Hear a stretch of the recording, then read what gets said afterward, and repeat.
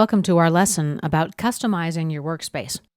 In our previous tutorial, we did customize our workspace a bit by anchoring some palettes on the left. They're still here.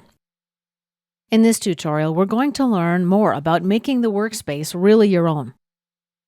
Let's begin by switching to the AutoCAD Classic workspace using the switch in the status bar. Now let's switch back to drafting and annotations. As you see, the palettes that I'd anchored to the left side of the drawing area are gone.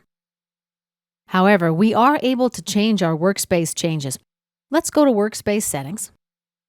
Here we can specify the default workspace, display the workspaces in the drop-down menu, and specify the order in which they appear. And click here to add a separator. We've also got the option to automatically save workspace changes or not to save them when switching workspaces. Let's cancel out of this window. Let's go to the View tab now. Bring up the Properties palette. Right-click and anchor to the left. Let's show the standard menu bar. Expand the Quick Access toolbar, Show Menu Bar.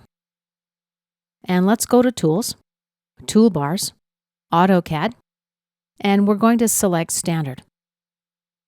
Okay, we're ready to save our workspace. Click on the switch, Save Current As. I'm going to name it My WS for my workspace, and click Save. Now let's use the Workspace switch to switch to the Drafting and Annotations workspace. Let's click the switch again and go to My WS, my workspace. Let's undock both palettes, the Properties palette and the Tools palette. Let's undock the standard toolbar as well.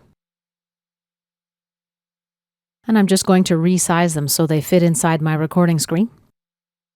Let's go to Tools on the main menu script, Toolbars, AutoCAD, and let's select the Layers toolbar. Now click on the Workspace switch and select Save Current As. Here I'm going to enter a new name or select an existing name from the drop-down list. Click Save. I'm prompted to replace my workspace. Let's do it. Let's switch to the Drafting and Annotation workspace. And then let's switch back to My Customized workspace. Let's click on the Workspace switch and select Customize. Here's where I can delete any workspaces. I'll select My WS, right-click and select Delete. Confirm with a yes. Apply and OK to exit the Customize dialog window. And this concludes our tutorial about customizing and saving your workspace.